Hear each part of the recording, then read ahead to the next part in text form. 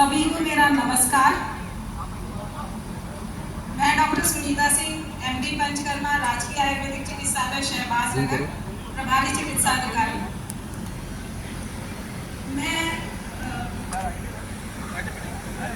क्षेत्रीय आयुर्वेदिक यूनानी अधिकारी शाहजहांपुर डॉक्टर सिराज अहमद अंसारी सर और अन्य अतिथिगण एवं सभी दर्शकगण का हार्दिक अभिनंदन करती हूँ। आज हम 10वां आयुर्वेद दिवस मनाने के लिए यहाँ एकत्र हुए हैं और ये बात मुझे कहते हुए बड़ी खुशी हो रही है कि अब आयुर्वेद दिवस एक विश्व स्तर पर मनाया जाएगा।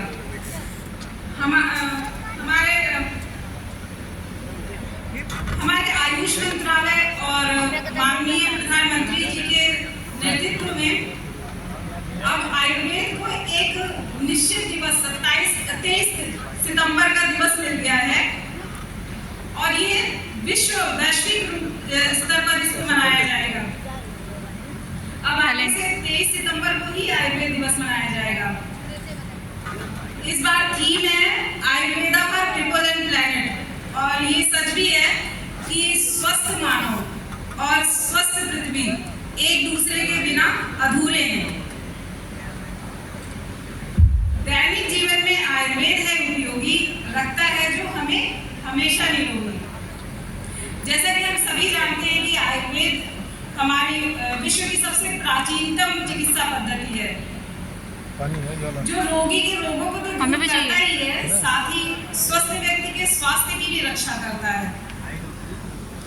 पहले तो आयुर्वेद हमारे जीवन शैली में ही शामिल था, दिनचर्या ऋतुचर्या के रूप में। दिनचर्या में ऐसे सारे कर्म बताए गए थे जो सिर से पांव तक सभी अंगों को स्वस्थ रखने के लिए किया जाता था। इसी तरह जो ऋतुचर्या है उसमें भी जब ऋतु परिवर्तन के समय जो हमारे शरीर पर दुष्प्रभाव पड़ता है उसके लिए, उसके बचाव के लिए उचित खान पान की व्यवस्था बताई गई है। तो ये चीजें तो हमारे जीवन शैली में पहले से थी, लेकिन अब क्या है, आज के समय में जो जीवनचर्या को अलग मान लिया गया है और स्वास्थ्य को अलग मान लिया गया है। इस तरह से हम इसको देखते हैं कि हमारी जो जीवनचर्या है वो अलग है और स्वास्थ्य अलग है। अब जैसे इसी का एक उदाहरण है कि कहते हैं कि जो ब्रेकफास्ट है वो लाइक अ किंग लेना चाहिए, लंच है उसको लाइक अ रिच मैन और जो डिनर है उसको एज लाइक अ बेगर लेना चाहिए। लेकिन आज के जो जीवनचर्या में क्या है कि हम ब्रेकफास्ट एज अ बेगर लेते हैं क्योंकि हमारी जो दौड़ भाग की जिंदगी है उसमें भी है। तो ये हम जीवनचर्या बिल्कुल अलग देख रहे हैं और स्वास्थ्य के लिए सोचते हैं कि इम्यूनिटी के लिए चलो बढ़ाने के लिए विटामिन ले लेंगे। लेकिन बात यह है कि जब दिन में हमें एनर्जी की ज़्यादा ज़रूरत होती है तो उसके लिए जो हमारा शरीर है वो उस तरह से एंजाइम सिक्रीट करता है, उस तरह से जो जूसेस हैं वो सिक्रीट होती हैं। तो अगर ये ऐसे सिक्रीट होते हैं और जब हम थोड़ा खाना खाएंगे तो जो बाकी जो एसिड है वो क्या करेगा, वो फिर बॉडी के लिए एक बीमारी एक एक्स्ट्रा हो जाएगा, वो एक टॉक्सिक की तरफ काम करने लगेगा। इसीलिए आजकल एसिडिटी बढ़ती है, जबकि पचाने के लिए भोजन होना चाहिए ना कि मल्टीविटामिन। तो हमारी बॉडी उस चीज को फिर इसी तरह रिएक्ट करती है, एसिडिटी हो जाती है। आयुर्वेद एक्चुअली क्या है कि आयुर्वेद आयु का विज्ञान है, जीवन का विज्ञान है और इसके बारे में हर किसी को जागरूक होना चाहिए क्योंकि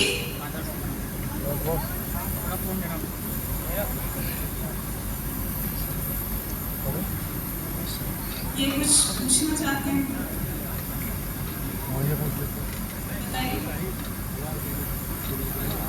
अच्छी बात है।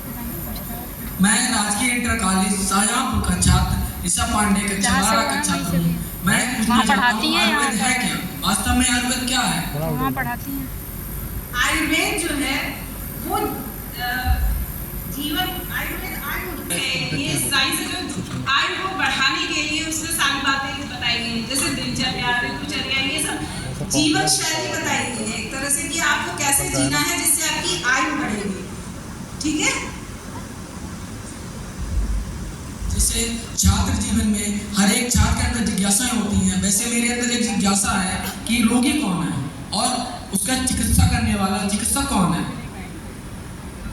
देखिए, आयुर्वेद है स्वस्थ से, कहा गया है कि स्वस्थ से स्वास्थ्य रक्षणम आतुरस्य विकार, मतलब जो आयुर्वेद है वो स्वस्थ व्यक्ति के स्वास्थ्य को की रक्षा करने के लिए भी बताता है। और जब क्या होता है कि शरीर में जो धातुएं हैं, जो तत्व हैं, वो जब इक्विलिब्रियम, देखिए एक इक्विलिब्रियम शब्द है, इसी वजह से ये 23 सितंबर को रखा गया है, क्योंकि हमारा जो आयुर्वेद है ये बेसिक है कि सारी जो चीजें हैं हमारी बॉडी के जो तत्व हैं वो एक समावस्था में रहते हैं। जब तक वो समावस्था में रहता है हम स्वस्थ रहते हैं। जब वो डिस्टर्ब होता है, जब उसमें इम्बैलेंस होता है तो वो रोग उत्पन्न करता है। रोग भी अगर आपकी इम्यूनिटी अगर ठीक है तो उस रोग से लड़ने की क्षमता जब तक आपकी रहेगी तब तक आप स्वस्थ रहोगे। लेकिन जब वो उसको एक फेवरेबल कंडीशन मिल जाएगा। पांडे जी, अब आप पुराने अस्पताल आइएगा तो मैम योग बताएंगे, ठीक है? योग से बहुत इलाज हो जाएगा।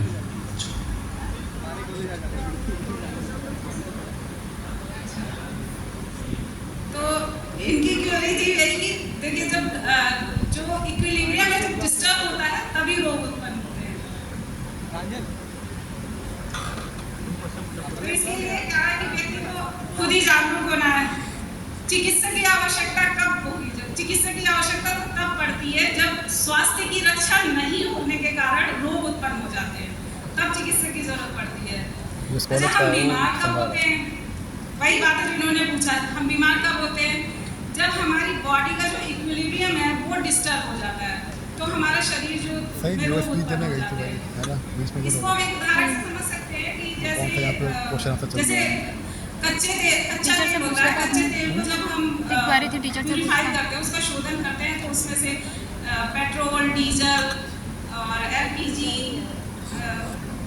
दामन, ये सारी चीज़ें अलग अलग शुद्ध रूप में निकलती है। लेकिन अगर यही मशीन, जो प्यूरिफाइड मशीन है, अगर ये बिगड़ जाए, ये प्यूरिफाइड ना करे, तो सारी चीज़ों का एक मिश्रण सा बनेगा। पेट्रोल में डीजल के भी कुछ अंश होंगे, एलपीजी के भी कुछ अंश होंगे, तो जैसे ये मिश्रित जो मिलेगा शुद्ध रूप में नहीं मिलेगा। तो ये जो मिश्रित है, अगर हम पेट्रोल यूज करेंगे वाहन में वही वाला मिश्रित वाला, तो उससे क्या होगा? उससे जो हमारी व्हीकल है वो एक तो अच्छे से नहीं चलेगी, उसकी कार्य क्षमता कम हो जाएगी और उसका इंजन भी खराब हो जाएगा। इसी तरह बॉडी में जब होता है, बॉडी में भी जब डिस्टर्बेंस होता है तो उससे जो बनते हैं वो टॉक्सिन्स की तरह बॉडी में इफेक्ट दिखाते हैं।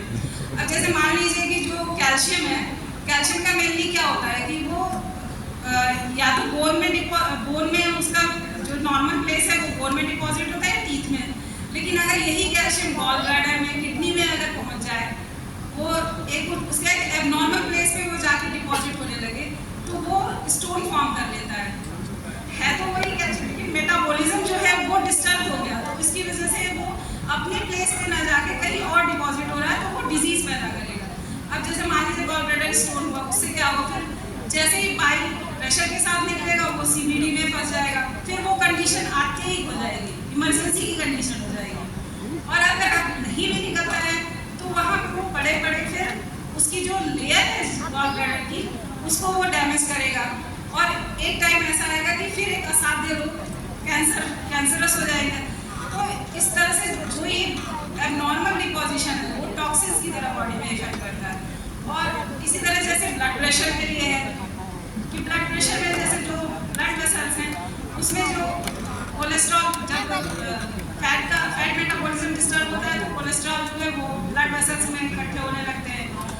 और कैल्शियम का भी यही होता है, कैल्शियम इकट्ठे होते हैं तो वो क्या होता है कि नैरो हो जाती है ब्लड वेसल्स। अब नैरो होती है तो क्या उसमें जो मॉडर्न एलोपैथ जो है वो उसमें क्या करता है कि सिर्फ या तो वॉल्यूम कर देगा, ब्लड का वॉल्यूम कम करने की मेडिसिन दे देगा, या फिर उसकी जो ब्लड वेसल्स की फ्लेक्सिबिलिटी को बढ़ा देगा, ऐसी मेडिसिन देगा। लेकिन जो हमारा आयुर्वेद का जो शोधन चिकित्सा है पंचकर्मा, वो क्या करता है? वो उस कोलेस्ट्रॉल को, उस एबनॉर्मल कैल्शियम को शरीर से बाहर निकालता है, उस टॉक्सिन को शरीर से बाहर निकाल देता है। इसीलिए जो पंचकर्मा है कहते हैं कि पंचकर्मा से जो रोग सही होते हैं वो पुनः शोधन चिकित्सा से जो रोग ट्रीट किए जाते हैं वो पुनः उत्पन्न नहीं होते हैं। तो जो पंचकर्म है उसमें जब टॉक्सिन्स बाहर निकल जाते हैं तो क्या होता है कि जो बॉडी के जो ब्लॉक चैनल है वो खुल जाते हैं, तो मेटाबॉलिज्म तेज हो जाता है। जब मेटाबॉलिज्म बढ़ेगा तो जो टिश्यूज जो डिजेनरेट हुए रहते हैं इस टॉक्सिन से वो फिर से रिजुविनेट होने लगते हैं, और जब वो रिजुविनेट होते हैं तो मेंटल और फिजिकल हेल्थ इंप्रूव होने लगता है, इम्यूनिटी बढ़ती है और एक इक्विलिब्रियम की स्टेज आ जाती है जिसको हम स्वास्थ्य कहते हैं। अच्छा, हम आमतौर पर क्या करते हैं कि एक इंटरवल के बाद गाड़ी में सर्विसिंग कराते हैं, तो उससे क्या होता है कि गाड़ी की आयु भी बढ़ती है, उसकी कार्य क्षमता भी बढ़ती है। पंचकर्मा भी बॉडी का एक सर्विसिंग कराना ही होता है जिससे बॉडी की जो हमारे शरीर की आयु भी बढ़ती है और हमारी कार्य क्षमता भी बढ़ती है। तो इसमें 5 कर्म होते हैं: वमन, विरेचन, अनुवासन, आस्थापन, नस्य कर्म।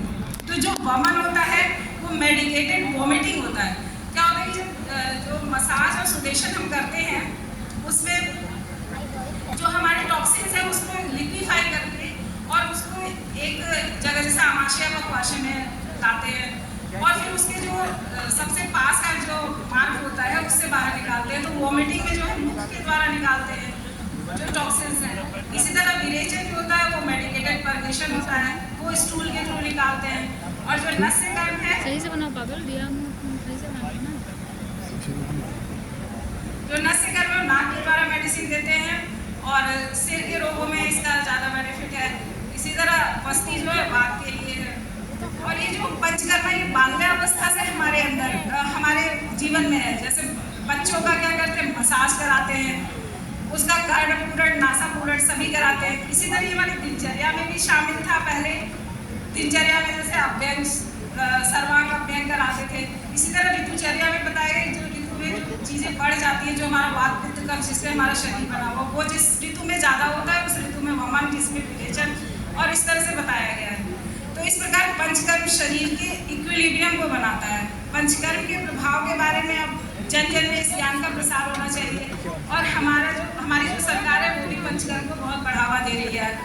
तो इस आयुर्वेद दिवस पर सभी से यही आग्रह है कि आयुर्वेद से जुड़कर स्वस्थ जीवन अपनाएं। स्वास्थ्य अगर बिगड़ जाएगा वापस ना फिर आएगा। स्वस्थ दिनचर्या, अनुशासन व सेहत से भरपूर खान पान अपनाएं, स्वयं को स्वस्थ एवं निरोगी बनाएं। धन्यवाद।